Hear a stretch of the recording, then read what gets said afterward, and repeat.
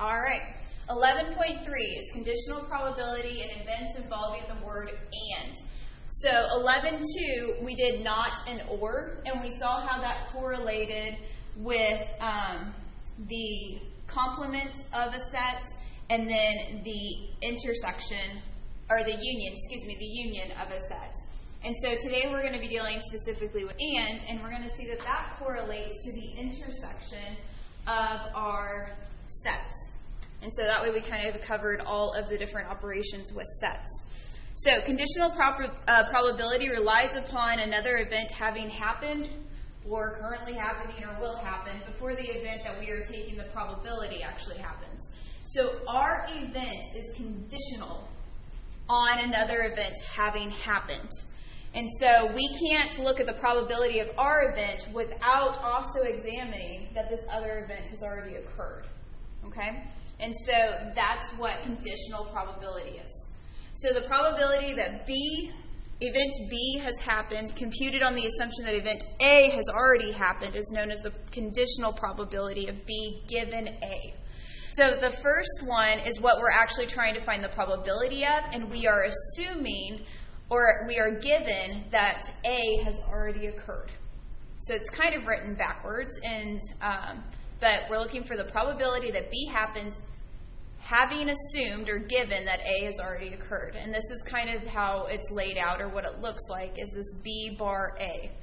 And we're going to look at how this kind of plays out without actually using the conditional probability formula first, and then we're going to get a conditional probability.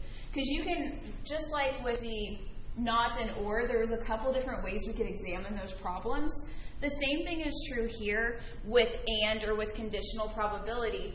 Is yes, there's going to be a formula, and yes, it's nice to use that little formula, but sometimes you can do it logically as well, and it still works the exact same way. So it's kind of whichever way you see it, whichever direction you want to go. Remember, you can always go more than one way to Kansas City from Joplin, and you can do most math problems more than one way. And so as long as it's mathematically accurate, I don't care if you use the formula or if you use logic. So we're going to look at this first example, and we're not going to use the formula that's at the bottom of the page yet. We're going to pretend like it's not there. It says, from our sample space, which are numbers 1 through 10, a single number is to be selected randomly. So find each probability given the following events. The event A is that the selected number is odd, and the event B is that the selected number is a multiple of 3. So the first thing we're going to find is we're just going to find what is the probability of B. What is the probability that the number we select is a multiple of 3? So remember that probability is going to be the number of times our event occurs over the number of events or the number of items within our sample space. And so first thing we need to know is, well, how many different numbers from our sample space are multiples of 3? We need to identify what exactly is B. Well, B is going to consist of the numbers 3, 6, 9, because those are the only numbers between 1 and 10 that are multiples of 3. And then I'm going to note that the number of items within our sample space is 10. The number of items within B, our event, or the number of ways we can get B, is 3.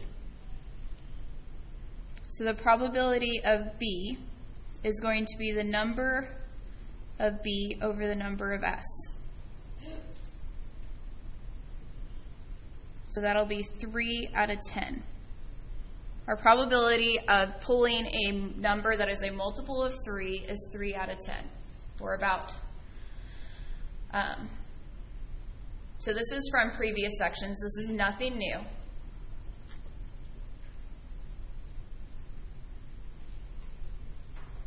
When we use the word and, that's where we're going to be looking at the intersections.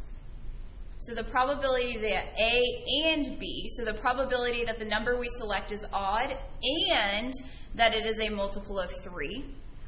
Well, we haven't made a list of exactly what is an odd number out of our original sample space. That would be 1, 3, 5, 7, and 9. And then B again, if you want to rewrite it, is 3, 6, 9. A lot of times I like to have all my information for the individual problems. So when we're doing and, that's where we're thinking about the intersection of these two sets.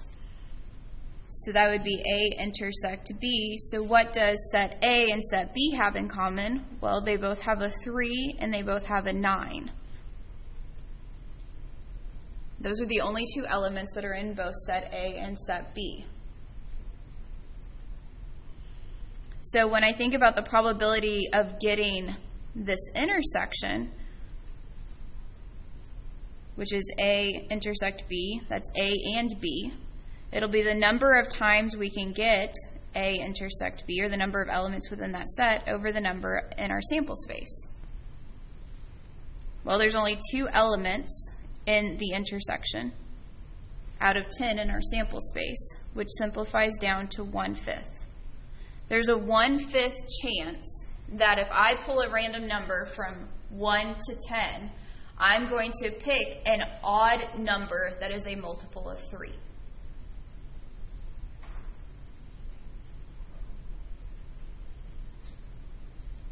So let's see how this plays out with our conditional probability. Conditional probability, the way it's laid out, is that we want to find the probability that B occurs assuming that A has already happened. So A has to occur first. And if A has to occur first, then our sample space is actually not the entire S. Because if A occurs first, then our sample space shrinks down to whatever A is. Well, A was all of our odds. That was 1, 3, 5, 7, 9. So our sample space went from 10 numbers down to 5. We just cut everything in half. The intersection, though, is still going to be the same because B is the selected number is a multiple of 3. So the multiple of 3,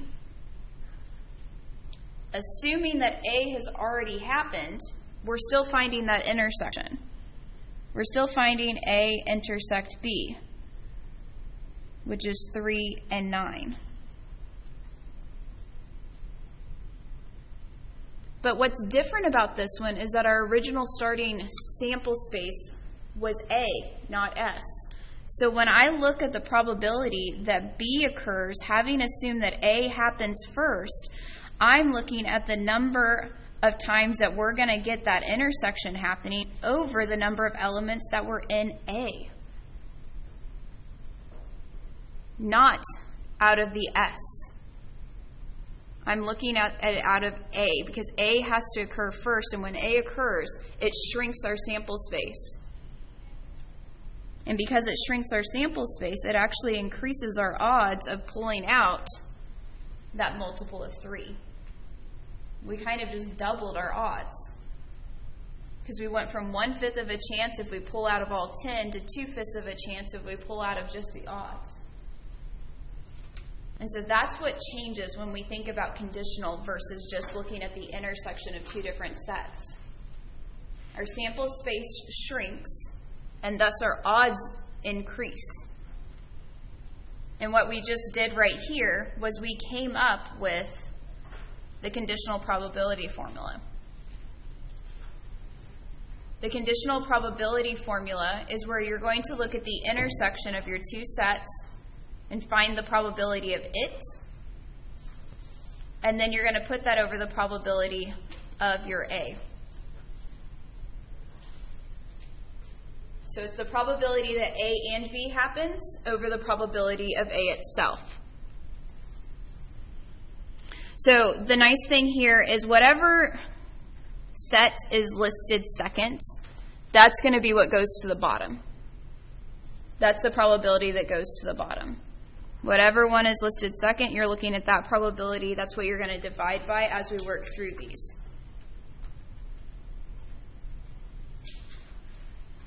Do we have any questions on that first example or anything I can clarify before we move on?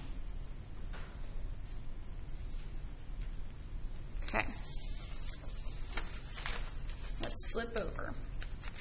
And we'll do an example with a family of 2 children. In your homework, there's a couple of questions about a family with 3 children.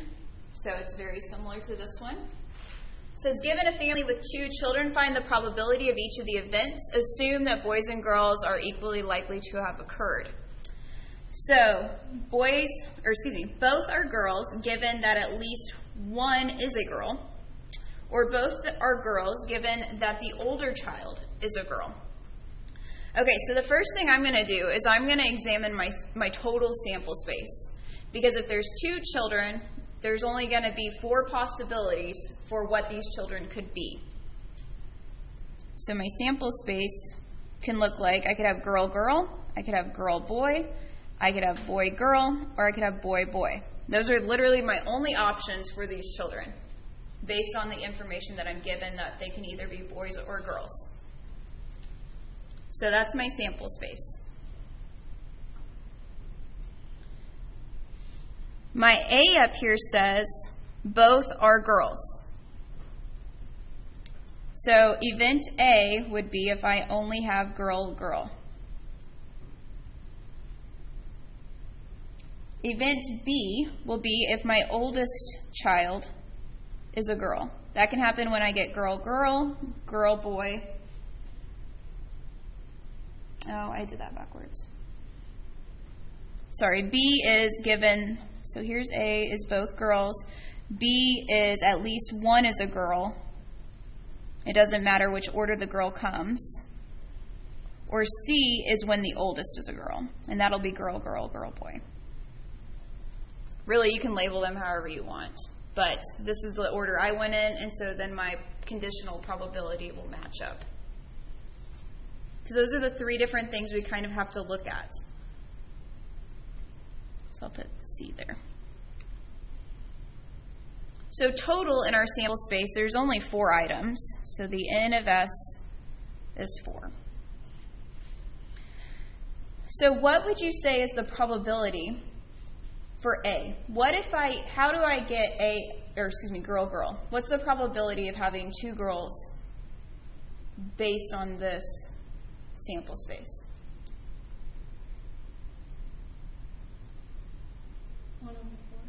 1 over 4, because they only have 1 time that you can have girl, girl, and there's a total of 4 options. So the probability that A occurs is 1/4. What's the probability that we have at least 1 girl, which is the probability of B? Yeah, 3 over 4. And the probability that we could have at least, like our oldest child is a girl, is going to be 2 over 4. And I know that that's not simplified. I'm going to leave it unsimplified until the very last bit.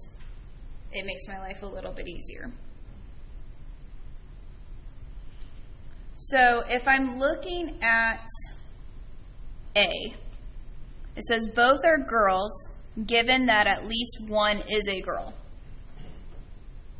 So if at least 1 is a girl, that's our B situation happening. We are assuming that we have at least 1 girl, and then we're going further. Then what's the probability that we have, 2 girls? So this is a conditional probability situation where we have A assuming that B is true. What is the probability of having 2 girls given that at least 1 of my children is a girl? And that sounds kind of like, well, duh, they'd have to have at least 1 girl. I know. But we're finding the probability that this is actually going to happen. And using our formula for conditional probability, what we're going to look at is the probability that A intersect B all over the probability of B. Whichever one is listed second, that's the one that goes on bottom. So the probability of A intersect B. Well, we didn't find A intersect B, but if A is girl, girl, and I'm intersecting that with girl, girl, girl, boy, and boy, girl, my intersection only has 1 thing. Are we seeing that? Okay. So that means I'm going to have 1/4 over the probability of B, which we already figured out and wrote over here, is 3/4. So I have 1/4 divided by 3/4 1/4 times 4/3. This is why I don't reduce until the end, because notice the 4's cancel, meaning I have a 1/3 chance of having girl, assuming that I have at least one girl already.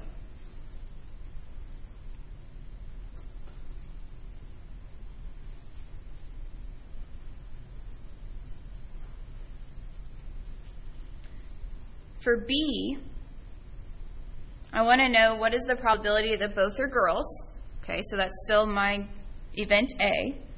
Probability that both are girls, but this time we are assuming or given that the older child is a girl. So we're assuming something different. The oldest child being a girl was our event C. There was 2 options down here. So our formula doesn't change. Not really. We need the probability of A intersect C all over the probability that C occurs. Well, we didn't find A intersect C, but again, if I have girl, girl, which is A, and then girl, girl, girl, boy, if I intersect that, the only thing they have in common is girl, girl, so that's 1/4 again. They only share one thing out of the 4. But the probability that C happens, we found, is 2/4. Because there was 2 options out of the 4 total. So I have 1/4 divided by 2/4, 1/4 times 4/2,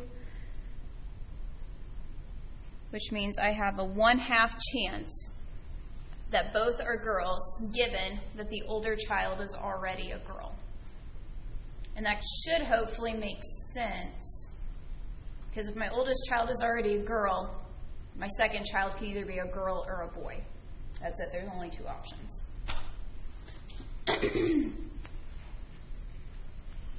On your homework, there's a family, but they have 4 children, right? Yeah, they have 4 children. 3 kids, sorry. They have 3 kids, and they ask you about the oldest being a girl, the oldest being a girl, and the youngest being a boy, and working through it like that. So slightly different, similar concept. Remember that in order to find your sample space, you have the options either to list out all of your elements, or since this one only has 2 options, you have a boy or a girl, if there's 2 of them, that's 2 to the 2nd power. That tells you the number of items in your sample space. So if you had 3 children, it'd be 2 to the 3rd power. If you had 4 children, it'd be 2 to the 4th power. And that tells you how many different options you would have.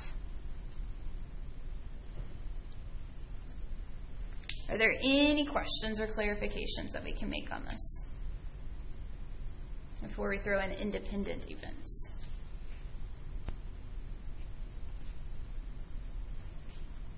Okay. Let's look at independent events. 2 items, A and B, are independent events if knowledge about the occurrence of one of them has no effect on the probability of the other one occurring. A and B are independent if, when you take the conditional probability of of B given A, that's going to equal the probability of B. Or if you had the probability of A given B, that's going to equal the probability of A. So the only way to really determine if these things are independent of each other is to find those individual numbers, is to compute the conditional probability of B given A, and to figure out the probability of B. We find both of those pieces of information. If they are equal to each other, then we can say that these 2 events are independent of each other. Independence and mutually exclusive events, those are not the same. So it's easy to get them confused, because a lot of times in our English language, we would like to think that those terms are that they're equivalent, and they're really not. So be careful about that, because some of your questions will ask you, are these events independent? And then you'll say yes or no, and then they'll ask you, are they mutually exclusive? And then you have to determine yes or no on that. So they're not guaranteed to be the same thing. So let's figure out if these 2 events are independent or not. A single card is to be drawn from a standard deck of 52 card deck. Find each of the following given the events that A, the card selected is a face card, and B, the card selected is black. So before we even start, if I asked you, are these two events mutually exclusive, would you say that they are or they aren't? No, they're not, because there are black face cards. Remember, mutually exclusive means that if we intersect them, they have nothing in common. So these are not mutually exclusive, but mutually exclusiveness has nothing to do with independence. But I just wanted to point out that these are not mutually exclusive, and then we will determine if they are or not independent. So first thing we're going to find is we're going to find what is the probability of B. B is if we select a black card. So the probability of B, remembering, is the number of times we can have that event happen out of the number of times, or the number of things in our sample space. So we have a 52 card deck, so our sample space is 52. How many black cards are there in a standard deck? 26, because half of your deck is red, half of your deck is black. So that means we have a 1/2 chance of pulling, a black card. That's the probability that we get a black. Next, we're going to look at the probability that we pull a black card given that we are looking at the face cards. So we're going to use our formula, probability of black, assuming that is a face card. Based on our formula, that would be the probability of A intersect B all over the probability of A. Now, we have not found these out yet. We haven't found out what A intersect B is. We haven't found the probability of A. So, if I select a face card out of 52 standard deck, like how many face cards are in a deck? 12, because remember, aces are not faces. So there's 3 per suit, so there's 12 faces. And out of those faces, how many are black? 6 are black. Because half of your face cards would be black, half of your face cards would be red. So if I'm looking at the probability of A intersect B, well, that would be all my face cards that are also black cards. That would be 6 out of the 52. That's my probability. And that is divided by the probability that A occurs. Well, A was 12 face cards out of 52.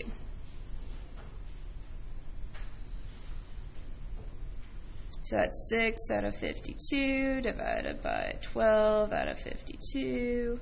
6 out of 52 times 52 out of 12. 6 12s, 1/2.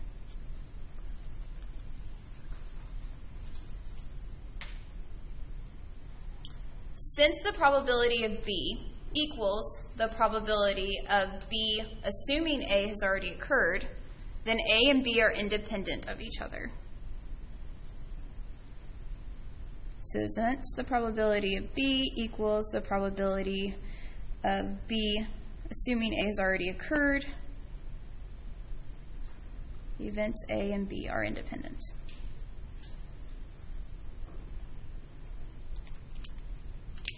Now, some of you may be wondering, do we have to use that formula every time? I use the formula pretty much every time in the notes.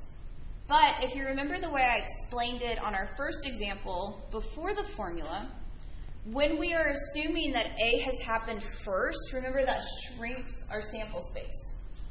We went from 52 card deck to, if we assume that we only have face cards that we're drawing from, we just went from 52 to 12. And if I'm only thinking about what are the odds of pulling a black face card, like a black card out of the face cards, well, I can pull 6 black cards out of those 12, which simplifies down to 1/2. You get the same answer. So you can think about it like we did this first one over here, where we looked at A intersect B, the number of times that happens, and then we look at the number of times that A can occur, assuming, that A has already happened and thus shrunk our sample space down. We get the same answer. It's Again, which way do you see it happening?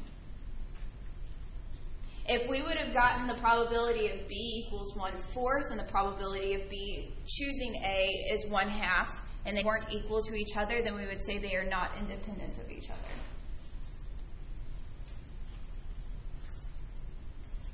I think you had, 6 and 7 on your homework is where they ask you if you have independent events or not. Questions, clarifications?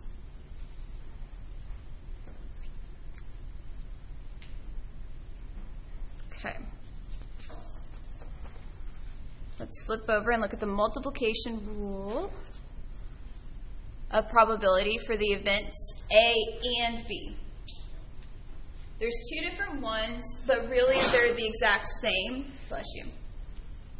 I'm sure that made a lot of sense. There's two different ones, but they're the exact same thing. I'll explain. If A and B are any two events at all, anything at all, they're independent or they're not independent of each other. The probability that A and B happens is the probability that A happens times the conditional probability that B happens given that A has already occurred. If A and B are independent of each other, then the probability that A and B happens is the probability of A times the probability of B. The reason why I said they're two different ones but they're the same is because we just showed that if they are independent of each other, the probability of B is the same thing as the probability of B given A. So these really are the same thing. So if you want to remember one or only write down one, you write down this one. But you can write down both too. Remember, you do get a full sheet of paper for your cheat sheet if you need to. And then, of course, because I couldn't color in or print in color, you don't notice that this middle section is the section that is colored in. So you may want to do that on your own. This A and B, again, is going to point us directly to the intersection of sets.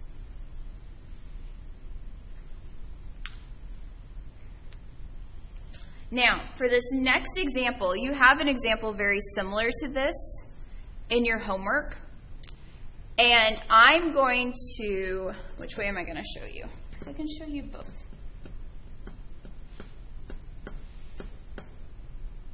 I think I'm going to show you the logic way, and then I will show you the formula way, if you would. But I think the logic way is actually a lot easier, and it'll save you guys a lot of work.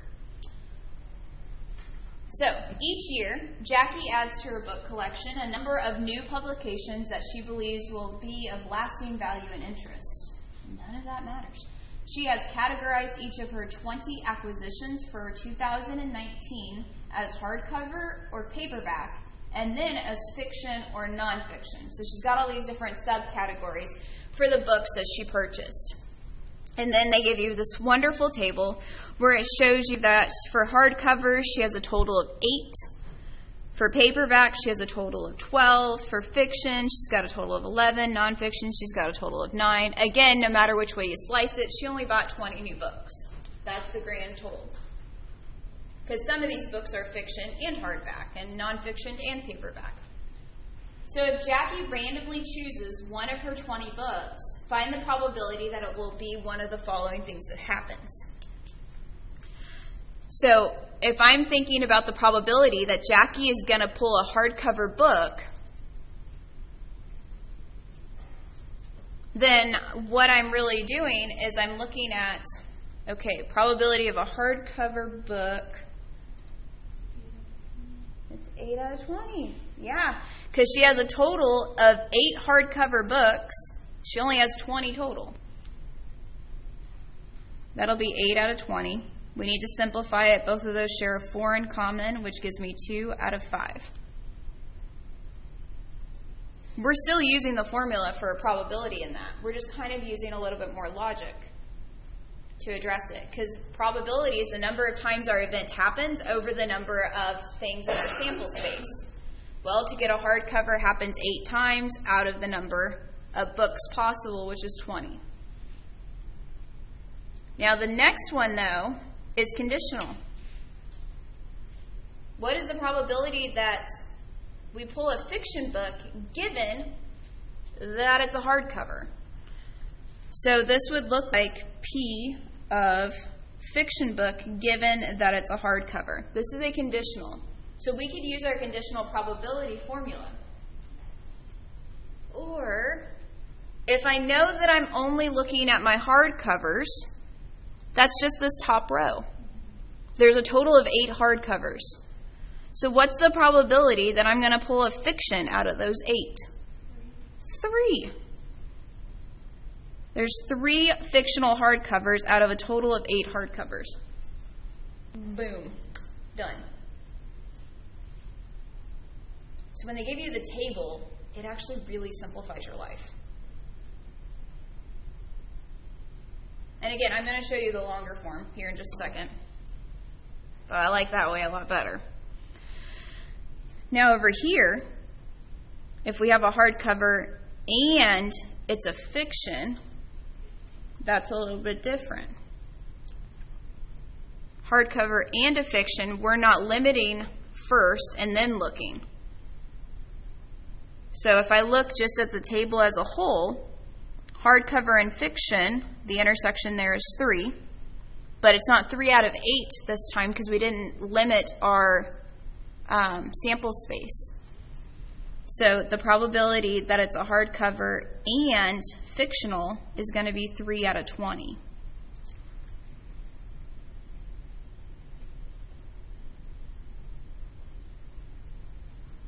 So the way that it's worded and the way that it's asked is very important. If it gives you the given, you're looking at conditional. If it gives you and, you're looking at the intersection. So let me show you. That was kind of logical. It works out with the same information that we've been doing. So the first one doesn't change at all. But if we're doing conditional, we're doing it's fiction given that it's hardcover, then we look at the probability of fiction intersect hardcover over the probability of the hardcovers. So if I'm looking at fiction intersect hardcover, that's here. That's 3 out of 20. And then that's going to be divided by the probability of hardcover. Well, we just found the probability of hardcover. That's 2 out of 5, or I would go back up probably and look at it as 8 out of 20. But either way. So you'd have 3 out of 20 divided by 2 out of 5. I write it out side by side. I flip my second one. I do some canceling, and I still get 3 out of 8. That's what we found logically. That's what we found just by limiting our sample space to our hardcovers. But you can use the formula and still get there. When we look at it, the probability of it being hardcover and a fictional book, that's where we have to use our multiplication property rule from up here, where we're finding the probability that it's a hardcover times the conditional probability. And so a lot of times your problems will be worded this way because you've actually found all the pieces that you need. You found the probability that it's a hardcover. You found the probability of its fiction given that it's a hardcover. And so you're going to multiply these values together. You multiply 2/5 times 3/8. You get 3/20. It's the same thing as just looking at the table and finding where they intersect. Because that's the connection between these probabilities. Intersection is and. So you can use either one. You can also use the logic aspect and then double check yourself with the formulas. And that way you know whether or not you did it correct, or vice versa. But both ways work. Just like you can get to Kansas City through Missouri or Kansas.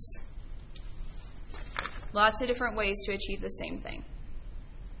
There's a table problem, and I think it's male and female students and their motivations for why they went to college. Some want to be creative, some want to make money, and I don't remember what the other one was. I think there was 3 different subcategories. Very similar problem to this. Questions, clarifications?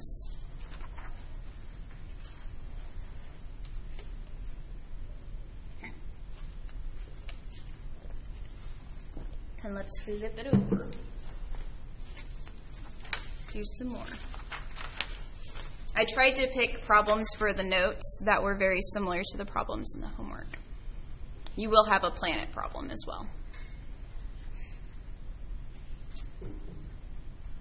All right.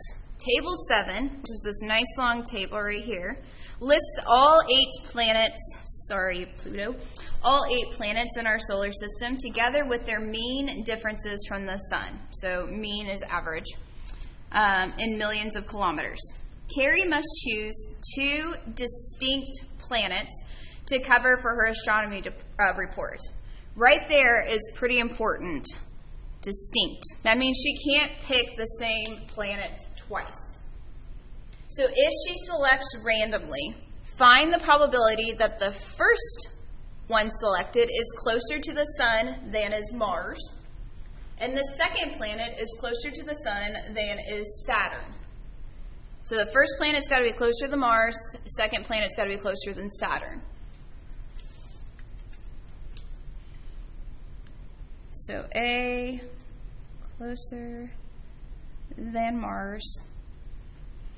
So if I look at my table, luckily they're listed in order, which is really nice. There are 1, 2, 3 planets closer than Mars.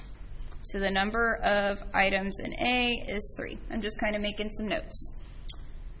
B is closer than Saturn. So the number of items in B would be 1, 2, 3, 4, 5. There's 5 planets closer to the sun. Whoa, I don't know what I'm writing. 5.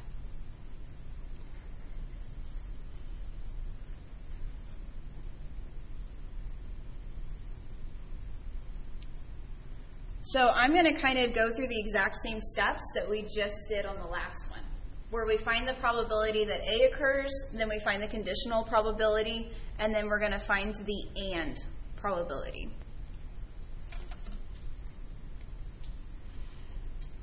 So the probability that A occurs is going to be the number of times we achieve A over the number of times in our sample space. Well, we get 3 out of 8 of our planets. Pretty simple. The probability that B occurs, having assumed that A already happens,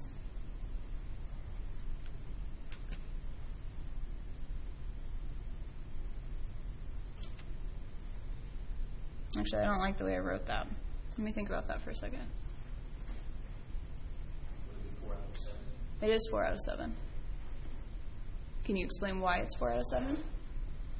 Because we have to eliminate one of the first 3 that's already chosen, which means our sample size is 7, and we have 5 ones to choose from, but we have to eliminate 1, so 4 out of 7. Yeah. Did everybody follow that? That's exactly what it is. So it's 4 out of 7. The reason why is because originally we have 5 planets closer to the sun than Saturn out of 8. But we are assuming that this one already happens. We already picked one of the Mercury, Venus, or Earth. We already picked one of those. And if we pick one of those, that eliminates one that's closer to Saturn, and it eliminates something out of our sample space. Our sample space just shrunk from 8 to 7. So it's 4 out of 7. So then we're going to look at the probability of A and B. That's the probability that A happens times the conditional probability of B choose A. This is one of the reasons why I go through all of the steps, is so that we already have all the pieces. Probability of A was 3 out of 8 times the probability of B, assuming A has already happened. I'm going to simplify a little bit, and that'll give me 3 out of 14. In Pearson, they always have you give their answer as a reduced fraction. 3 out of 14 is right. If you wanted to actually know what that kind of looked like, that's approximately 0.214, or a 21% chance that you can pick a planet like this, where it's A and B. But Pearson will ask you for 3 out of 14.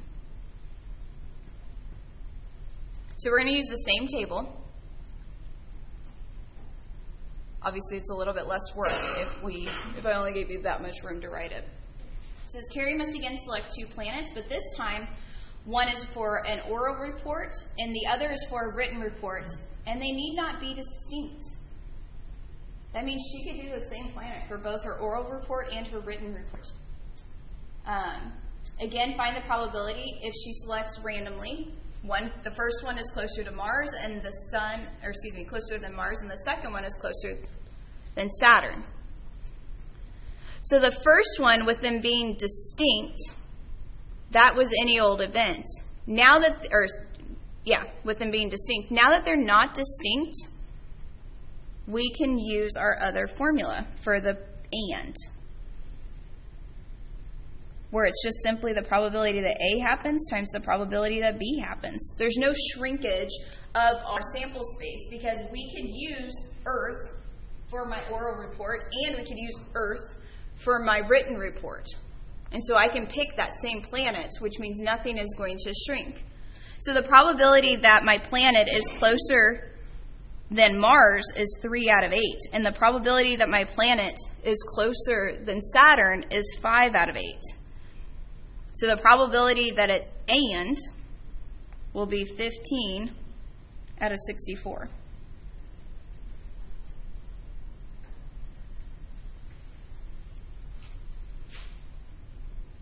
Which is about 23% if you wanted to know a percentage. So the words distinct and not distinct are very important. You'll also see this worded as with replacement and without replacement. Because basically she picked a planet and then she could replace it back into the original set and then pick again. There's some questions in your homework about 2 kids picking puppies and whether or not they could pick the same puppy or not. Questions or clarifications before I actually tell you what color these balls are down here? All right. Again, copy machine doesn't do color, so you can't really tell what color these things are, so I'm going to help you out a little bit with that. It says Anne is still drawing balls from the same urn, which doesn't make any sense to you guys because I didn't put a ball question earlier, but theoretically there was another question. It says this time she draws 3 balls without replacement. Find the probability that she gets a red, yellow, and blue ball in that order. So keyword is without replacement. So once she draws a ball, she's not going to put it back in. And so I don't know if you'll be able to see it. Let me see if I write the letter here, if you can see that. No, you can't. So I'm going to give you the number of colors for each ball. So the number of red balls is 4. The number of yellow balls is 5. The number of blue balls is 2. And so the total number in our sample space is 11. If you had a nice colored picture, it would look more like that. And you could tell the colors unless you're colorblind. So there's 4 red balls, 5 yellow balls, 2 blue balls, and 11 total balls. So I'm going to find the probability of all of these individually first before I apply my and. So the probability that I draw a red ball, or that Anne draws a red ball, would be 4 out of 11. There's 4 red balls, there's 11 total. The probability that Anne would draw a yellow ball would be 5. Oh yeah, because I'm doing a yellow ball second. So sorry, we're not finding them individually. I'm going in the order they're asking. So when she draws that red ball, there's 11 total balls in the jar. When she draws the yellow ball, which is supposed to be the second ball, how many balls are in the jar? 10, because we took out one of the yellows, or excuse me, one of the reds. So our sample space has shrunk to 10, but there was still 5 in there, right? Because we didn't pull out a yellow ball, so there's still 5 yellow balls. It's just there was only 10 total in there, which means there was a 1/2 chance of us pulling out a yellow ball next. The third ball we're going to pick is a blue ball. So the probability that we then pick a blue ball, well, we haven't drawn out a blue ball yet. We drew a red ball and a yellow ball. So there's still 2 blue balls in there. But how many total balls were in here when we picked out the blue ball?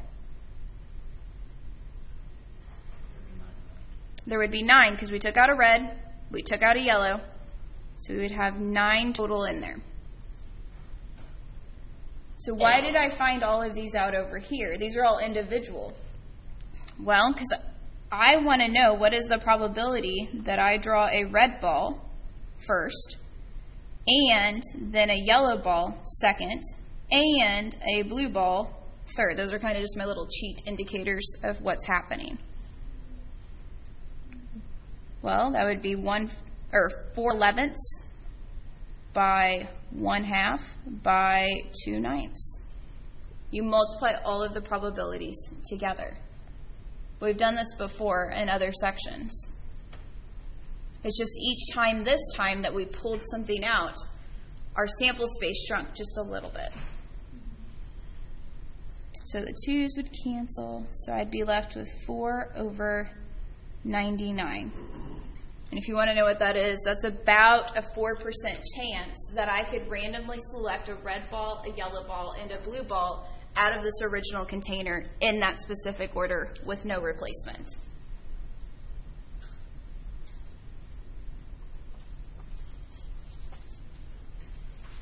Questions or clarifications?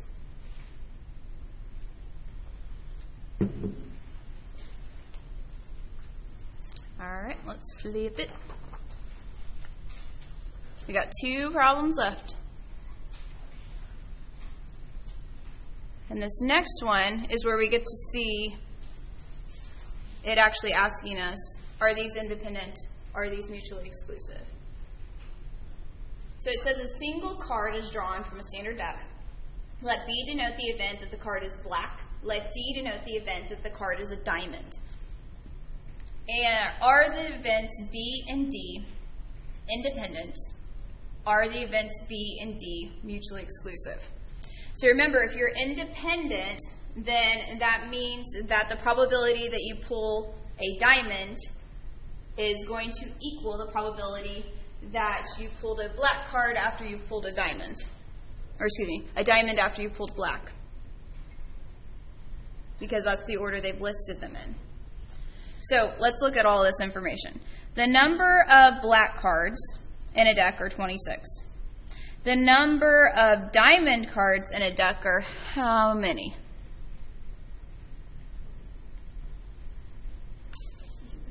It is 13. Half the deck would be red, and half of the red cards would be diamonds. So there's 13 diamonds. So the probability that I pull a diamond is going to be 13 out of 52, which is 1/4.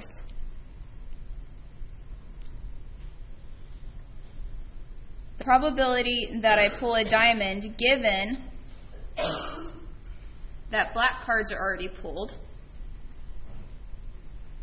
well, if I use my formula, that would be the probability of diamond intersect black cards over the probability of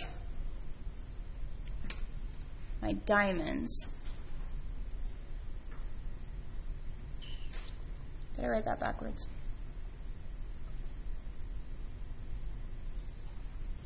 Let me look. Did I write my formula backwards there? I feel like I did, but I'm second guessing. Yeah, it should be probability of my black cards down here.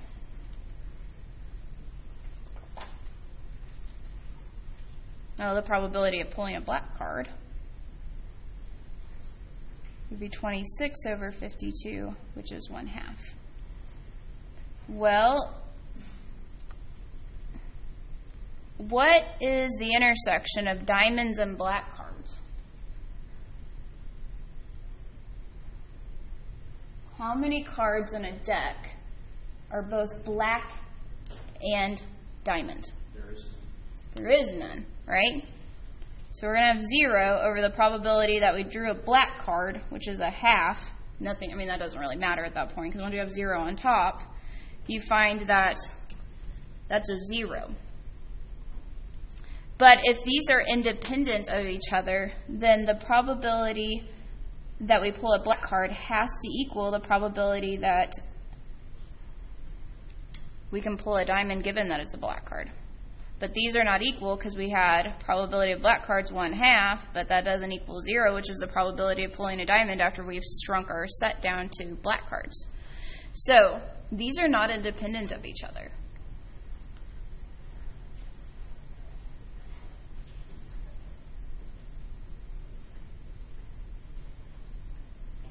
Remember, independent doesn't mean that they have nothing in common. Being independent means that considering this event has nothing to do with this other event. But if we're considering only black cards, that greatly affects whether or not we can pull a diamond from it. So they're not independent of each other.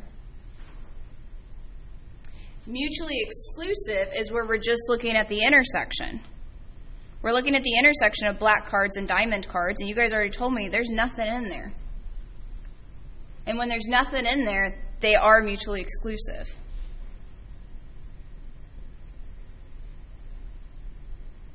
So there's a difference here.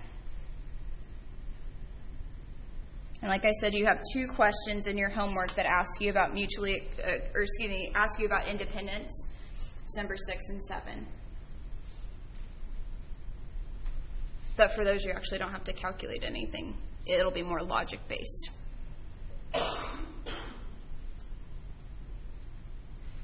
All right, let's look at this last one.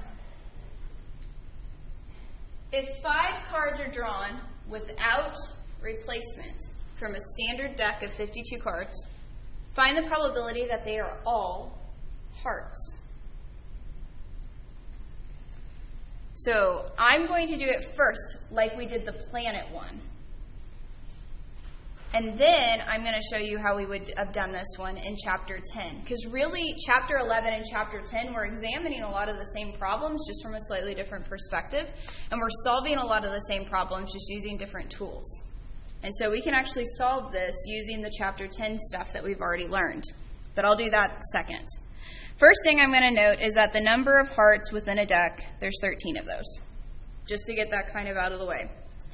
So I want to find the probability that I'm going to draw 5 hearts. That's what I'm looking at. So what's the probability that I draw 1 heart? 13 out of 52. What's the probability that then I draw a second heart? There you go. Are we seeing a pattern? 12 out of 51. This is like Carrie picking her planet being closer to Mars first and then picking her planet closer to Saturn. We eliminated one of our options. If the first card I flip over is the Ace of Hearts, I no longer have that in my 52 cards. I only have 51 left. So then to find my third heart, I would have 11 out of 50. To find my fourth heart, I would have 10 out of 49. And to find my very last heart, I'd have 9 out of 48. Multiply those together. So 33 out of 640. And this one in the in Blackboard, or not Blackboard, in the notes in the book, it actually wanted like a decimal, and it said give the decimal to 8. Is it 8? 1, 2, 3, 4, 5, 6, 7, 8, 9 decimal places. I don't know why. You don't have a problem exactly like this in your homework, but 0.000495198.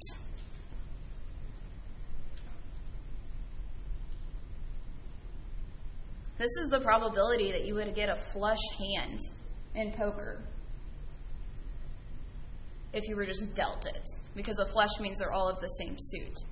So it'd be less than 0.5% of a chance. This is why poker is a really risky game to play. So that's kind of using the Chapter 11 way, where we're looking at the number of times the event can occur over the total number in our sample space. And each time we pull a card, since we're not replacing it, our sample space shrinks a little bit. Here's the way we would have done the exact same problem if we encountered it in chapter 10. In chapter 10, we would have done combinations, different combinations. And the first one we would have done is we would have looked, okay, if I start with my sample space of only having 13 cards, so I'm only considering my hearts, how many different ways can I pull 5 cards? How many different combinations can I get out of just my hearts? Well, I can get 1287. But if I consider the entire deck, how many different hands of poker could I be dealt? We looked at this one a couple different times, and it was 2,598,960.